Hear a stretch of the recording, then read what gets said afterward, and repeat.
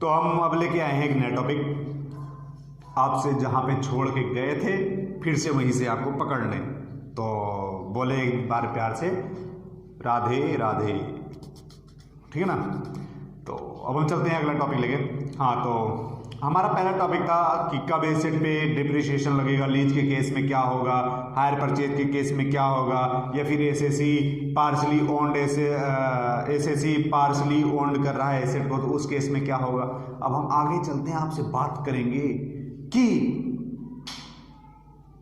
Classification of depreciable asset, कितने प्रकार के एसेट होते हैं जिसपे डिप्रिसिएशन क्लेम करेंगे।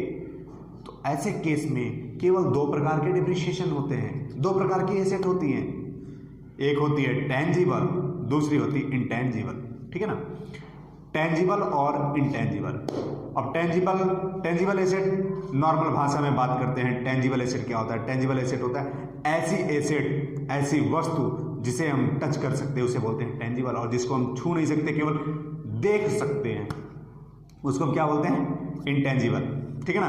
अब डिस्प्ले इस पे चल रहा है, डिस्प्ले को हम छू नहीं सकते अंदर से ना, हमको आप छू नहीं सकते वीडियो में जो चल रहे हैं, हम भी इंटेंजिबल हो गए? नहीं नहीं, ऐसा नहीं है। तो इंटेंजिबल हो गए जैसे गुडविल, कॉपीराइट, एक्सेट्रा, ठीक है ना।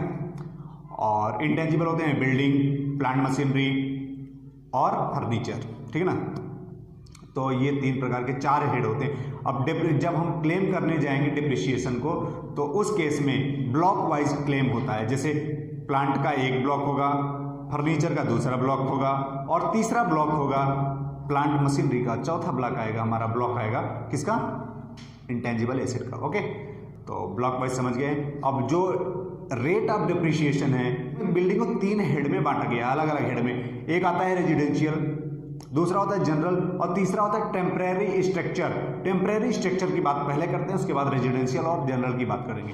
टेम्परेरी स्ट्रक्चर जो है मतलब जो कि जैसे कहीं पे कंस्ट्रक्शन का काम चल रहा हो, आप देखे होंगे कहीं पे बिल्डिंग वगैरह या रोड वगैरह बन रहा है या फिर कुछ भी काम चल रहा है, तो वहाँ पे देखिए टेम्परेरी स्ट्रक्चर, जो वहाँ पे लेबर लोग रहते हैं, आदमी रहते हैं, उनके लिए एक टेम्परेरी घर बनाया जाता है, ठीक है ना।